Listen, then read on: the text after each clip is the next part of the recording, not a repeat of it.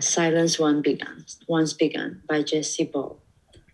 And I highly recommend this book because even though I read you the story, it doesn't reflect what the novel is about. And it's interesting because it's a compilation of a series of interviews that the author made when he traveled to Japan to find out a reason why his wife suddenly stopped talking to him one day and she becomes completely silent. And this is a small passage in the story. And it's an interview between the author and a mother whose son is jailed at the moment. And the mother visits this son every day, and she repeats this story to her son. Here I'll start. I said to him, when you were 4, your father and I had a thought that we should perhaps travel to different waterfalls, that it might be a good thing to see all the waterfalls whenever we had a chance. That year, I believe we saw 30 waterfalls in many, many places. We developed a routine for it.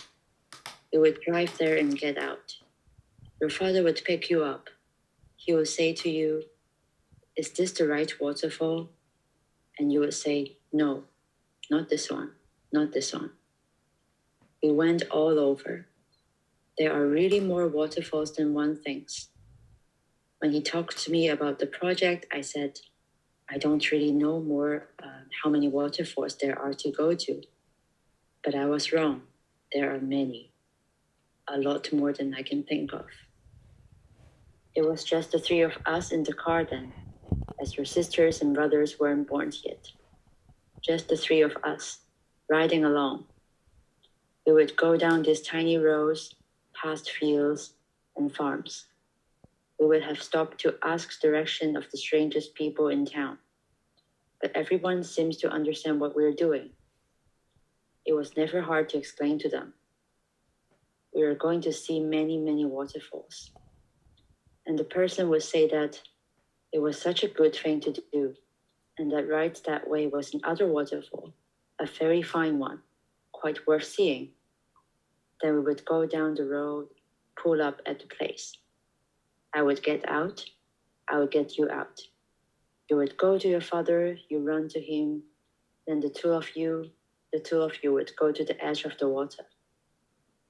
Your father would cock his ear to listen, and you would imitate him. We didn't have a camera, so I don't have any pictures of it. But the 2 of you should listen to the waterfall for quite a while. Then he would pick you up in his arm and he would say, "Son, is this the right waterfall?" And you would say, "No, not this one, not this one." Then we would sit and have some food that we had brought. We would look at the waterfall some more and sometimes talk about what is so special about it. Then we would get into the car and go. Your father would never look back at the waterfall as we were leaving, but you would always turn around as best you could and try to look out the window or over the back seat to see it as we drove away. When finally we had been going for months and months and seen many, many waterfalls, we went to one that we had missed, one that was actually rather close to where we lived. That day was a rainy day. It had started out pleasant with blue skies and fine white clouds.